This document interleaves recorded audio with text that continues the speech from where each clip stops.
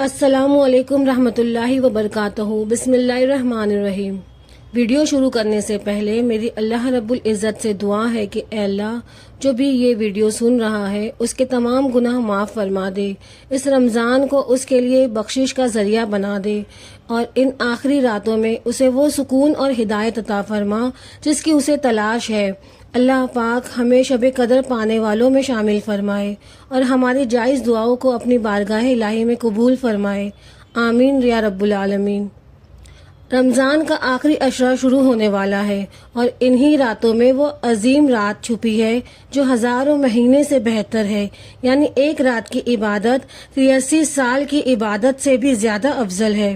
رسول اللہ صلی اللہ علیہ وسلم نے فرمایا، شب قدر کو رمضان کے آخری عشرے کی طاق راتوں میں تلاش کرو، یعنی 21ویں، 23ویں، 25ویں، 27ویں اور 29ویں رات۔ ان راتوں میں سے کوئی بھی رات مقدر بدلنے والی رات ہو سکتی ہے۔ بہت سے لوگ پوچھتے ہیں کہ ہمیں کیا پڑھنا چاہیے۔ یاد رکھیے، اس رات کی سب سے بڑی عبادت اپنے گناہوں سے توبہ کرنا ہے۔ سب سے افضل دعا جو نبی کریم صلی اللہ علیہ وسلم نے حضرت عائشہ رضی اللہ عنہا کو سکھائی، اللہم انکا عفو تحب العفو فاعف عنی، اے اللہ بے شک تو معاف کرنے والا ہے، معافی کو پسند کرتا ہے، پس مجھے بھی معاف فرما دے۔ کم از کم 2 رکعت صلاۃ التوبہ یا تہجد ضرور پڑھے اور قرآن پاک کی تلاوت کرے، استغفار کی تسبیح پڑھے اور درود شریف کا کثرت سے ورد کرے۔ لیکن افسوس ہے کہ ایک طرف آسمان سے رحمتیں برس رہی ہوتی ہے، فرشتے زمین پر اتر کر پکار رہے ہوتے ہیں، اور دوسری طرف ہماری مائیں بہنیں اور بھائی بازاروں کی رونقوں میں گم ہو جاتے ہیں۔ سوچئے، کیا وہ عید کا جوڑا یا وہ میچنگ چوڑیاں اس بخشش سے زیادہ قیمتی ہے جو اس رات اللہ بانٹ رہا ہے؟ عید کی تیاری ضروری ہے، لیکن کیا ہم اللہ کی عبادت کا وقت قربان کر کے یہ تیاری کریں گے؟ بازاروں کی بھیڑ میں وقت ضائع کر کے ہم شاید وہ لمحہ کھو دیں جو ہماری آخرت سنوار سکتا ہے۔ کوشش کرے کہ اپنی شاپنگ 20ویں روزے تک مکمل کرے تاکہ یہ آخری راتیں صرف اور صرف اللہ کے لیے ہو۔ میرے عزیزوں، یہ راتیں لوٹ کر آئے گی یا نہیں ہمیں نہیں معلوم۔ اس بار ارادہ کرے کہ ہم اپنی طاق راتوں کو بازاروں کی نظر نہیں کریں گے بلکہ سجدوں میں گزاریں گے۔ بہت سے لوگ سوال کرتے ہیں کہ ہمیں کیسے پتا چلے گا کہ آج کی رات ہی شب قدر ہے؟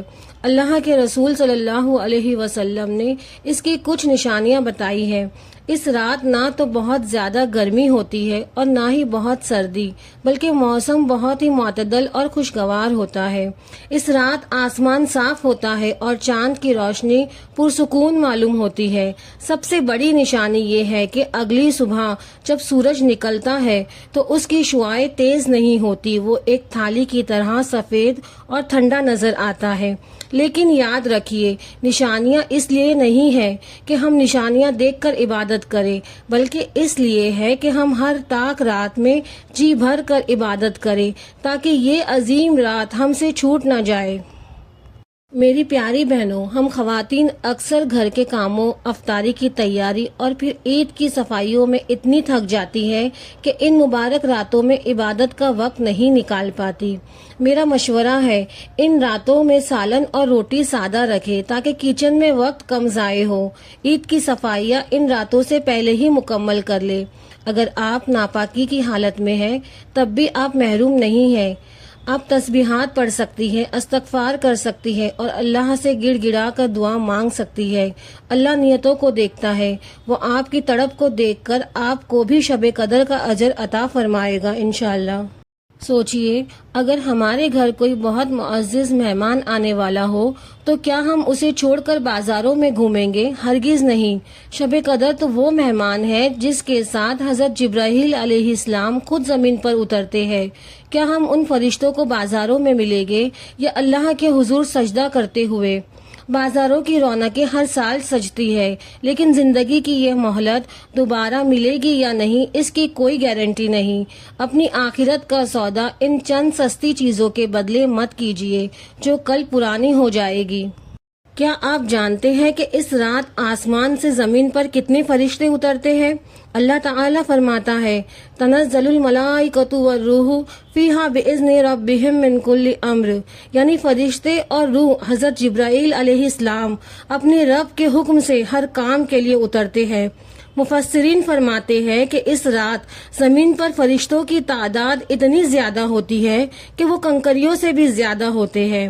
ذرا تصور کریے، اللہ کی یہ خاص مخلوق جو نور سے بنی ہے وہ آج ہمارے پاس، ہماری گلیوں میں، ہمارے گھروں میں موجود ہوتی ہے۔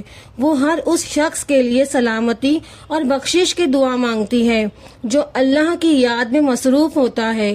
کیا ہم چاہتے ہیں کہ جب فرشتے ہمارے گھروں سے گزرے تو ہم ٹی وی دیکھ رہے ہو یا موبائل پر وقت ضائع کر رہے ہو، یا ہم چاہتے ہیں کہ وہ ہمیں روتے ہوئے اور توبہ کرتے ہوئے پائے؟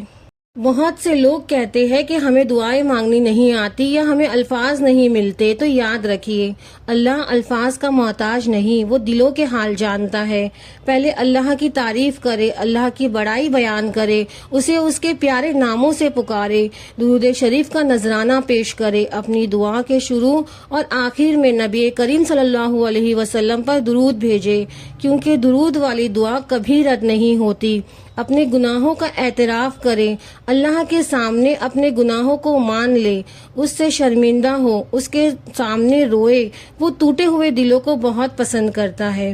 دوسروں کے لیے دعائیں کرے، جب آپ دوسروں کے لیے دعائیں مانگتے ہیں تو فرشتے آپ کے لیے وہی دعائیں مانگتے ہیں۔ اپنے والدین، رشتہ داروں، بیماروں اور پوری امت مسلمہ کے لیے دعا کرے۔ یاد رکھیے مغرب سے لے کر فجر تک کا وقت بہت مختصر ہوتا ہے۔ اگر ہم نے عشاء کے بعد تھوڑی their social media per scrolling یا کچن میں بہت زیادہ وقت گزارا یا بازار کے چکر لگائے تو وہ سنہرا موقع ہاتھ سے نکل نہ جائے تو شاید زندگی میں دوبارہ کبھی نہ ملے۔ شب قدر کا ایک ایک لمحہ، ایک ایک منٹ مہینوں کی عبادت کے برابر ہے، اسی لیے اپنے موبائل فونز کو سائٹ پر رکھے، فضول گفتگو سے پرہیز کرے اور تنہائی میں اللہ سے باتیں کرے۔ میری پیاری بہنوں اور بھائیوں، یہ اللہ کا احسان ہے کہ اس نے ہمیں ایک بار پھر یہ موقع عطا کیا۔ آئیے اس رات کو جاگنے والی رات نہیں بلکہ جاگ جانے والی رات بنائے، یعنی اپنے دلوں کو غفلت سے بیدار کرے۔ اگر آپ کو بھی لگتا ہے کہ یہ باتیں کسی کے دل پر اثر کر سکتی ہے تو اس ویڈیو کو صدقہ جاریہ سمجھ کر اپنے واٹس ایپ گروپس اور فیملی میں شیئر کریں۔ اللہ پاک ہمیں اس رات کی تمام برکتوں سے مالا مال فرمائے، آمین ثم آمین۔